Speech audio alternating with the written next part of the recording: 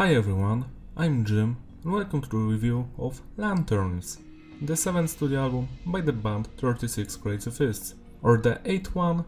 It's hard to say because some of the people don't recognize In the Skin as the first 36 Crazyfists album. I'm one of those people that recognize it, but officially Bitterness the Star is the first one. Some people say this is the last album. I don't think so.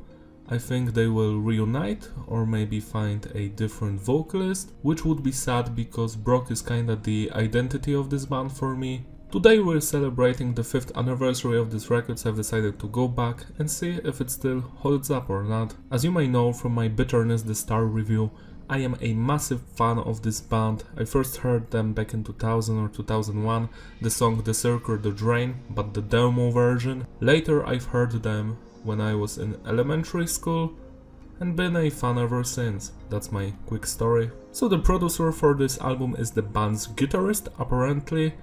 Here we have the genres, alternative metal and metalcore. I don't agree with this statement. I think this album doesn't have almost any alternative or nu metal vibes. It's just straight up metalcore, and as you can see, the album's lyrical content is inspired by Brock's divorce. The production is just alright. It's not bad, but it's not great either. I think it's the weakest sounding 36 Crazyfists album from them all. Message is diverse. It's mostly about feelings, divorce stuff, betrayals. I think every 36 Crazyfists album is about heartache and sadness, romance, stuff like that. This one is no different. The structure for the songs is basic, standard intro, verse, chorus, breakdown or a solo, and then chorus again. The album opens up with Death Eater. It's a really competent metalcore song, typical 36 Crazyfists style, nothing fancy, 8 out of 10. I can say the same thing about the next track, Wars to Walk Away From. It has a music video, it's a single, nice singing, cool instrumental work. I have nothing to cry about here, 8 out of 10. Better to Burn is another single, I think, and it's the same as the previous two songs, just a standard metalcore song that has nothing bad to offer, just good things. But it's not a masterpiece, 8 out of 10. Damaged Under Sun. This is where things go downhill. I'm not disappointed in the instrumental work because it's quite alright, but the vocals are just mediocre at best. I don't like some of these singing noises Brock is making. It actually makes me not want to listen to this song ever again, even if the instrumental work was interesting. So yeah, 5 out of 10. Sea and Smoke on the other hand has some good vocals, but the instrumental work is not interesting, to be honest. I always forget about this song when I finish listening to it, and today is no different. Like, I only remember that it was boring. So yeah, 5 out of 10. Where Revenge Ends is a ballad, but it's not a good type of ballad. It's the type that you want to forget about and never listen to again. It's the weakest song on this record. I really dislike it. So yeah, 3 out of 10. Sleep Sick is when the things go better. It's a banger through and through. It's similar to the first 3 songs, but it has actually a nice guitar riff at the beginning. The breakdown is interesting, the screaming, everything.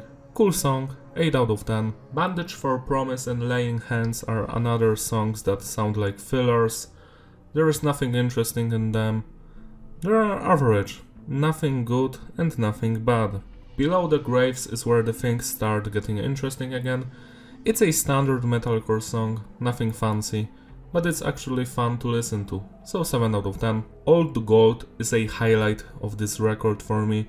It sounds like a B-side from Time and Trauma, the previous album.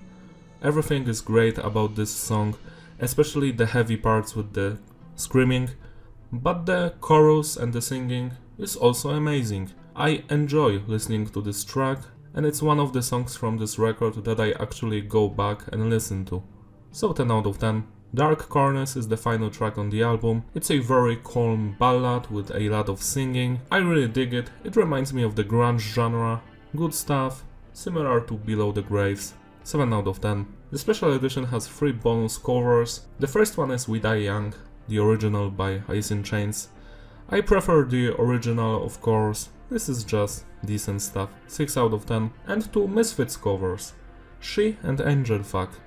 I enjoy She, but Angel Fuck not so much. So yeah, 6 out of 10 and 5 out of 10. What's interesting is that on the Misfits songs, I think the guitarist is singing, or someone else.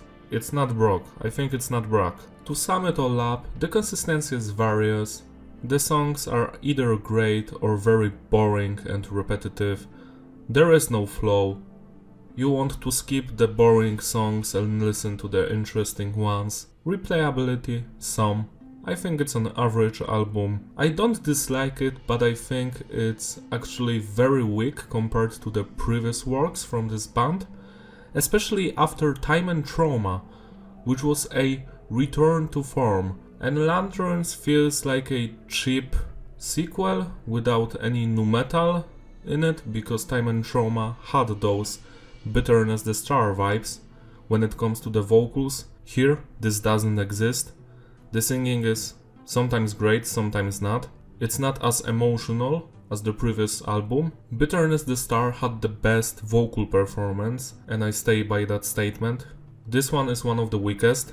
The instrumental work here also isn't their best. The worst thing about this album is how boring it sounds like. And I always forget about half of those songs because they are just so forgettable. Some of this stuff shouldn't even be released on a B-side compilation, to be honest.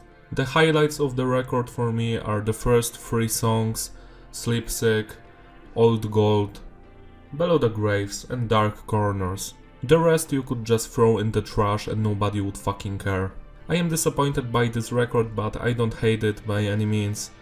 You can replay it, listen to it, celebrate the anniversary with me, because there are some good songs here. I just hope that the original lineup will reunite and they are going to give us another great album, because ending your career on Lanterns is not a good idea. Next year we're having the anniversary of the 2008 album, I think, 15 years, so I'm going to review that one, and it's way better than this one, for sure. That's all from me, thank you for watching, and I will see you in my other reviews. Bye!